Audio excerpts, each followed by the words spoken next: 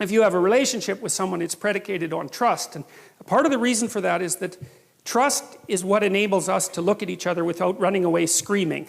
And what I mean by that is that if I trust you, then I don't have to take into account how complicated you are, because you're horribly complicated. You know, I think chimpanzee full of snakes, that's what a human being is. And as long as you'll do what you say you'll do, then I can take you at your word, and your word simplifies you, and you can take me at my word, and my word simplifies you, and then we can act like we understand each other even though we don't. But then if that trust is betrayed, then all the snakes come forth very, very rapidly. And so all of you, I suspect, have been betrayed one way or another. And so what happens, if you're in a relationship with someone and you trust them, then you make certain assumptions about the past, and you make certain assumptions about the present, and you make certain assumptions about the future.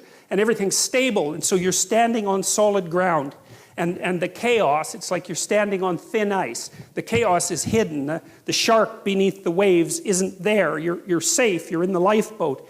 But then if the person betrays you, like if you're in an intimate relationship and the person has an affair and you find out about it, then you think, one moment you're one place, right? You're where everything is secure because you've predicated your perception of the world on the axiom of trust. And the next second, really, the next second, you're in a completely different place. And not only is that place different right now, the place you were years ago is different, and the place you're going to be in the future, years hence, is different. And so all of that certainty, that strange certainty that you inhabit, can collapse into incredible complexity. And you say, well, if someone betrays you, you think, well, okay, who were you? Because you weren't who I thought you were. And I thought I knew you, but I didn't know you at all.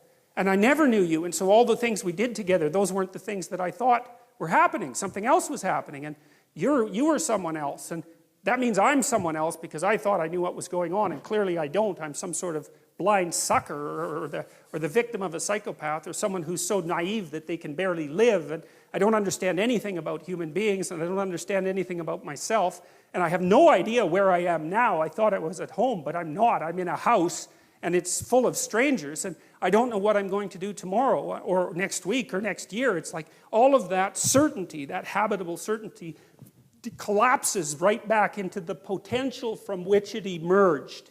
And that's a terrifying thing. That's a journey to the underworld from a mythological perspective. And that is really something worth knowing, because, you know, journeys to the underworld are extraordinarily common in mythological stories. And, you know, like the Hobbit going out to find the Smog, the dragon, and get the gold is a journey into the underworld. And journeys to the underworld happen all the time, and modern people don't understand what the underworld is, except that we've all been there, and we go there all the time.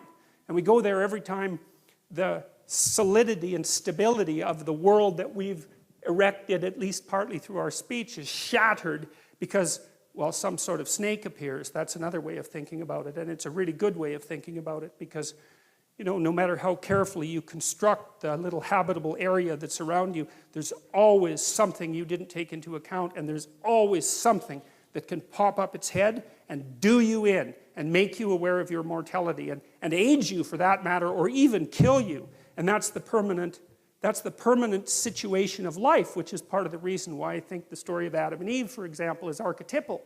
It's because we do inhabit walled gardens, right? Because a walled garden is half structure, society, and half nature. That's what a walled garden is. And a walled garden is a place of paradise and warmth and love and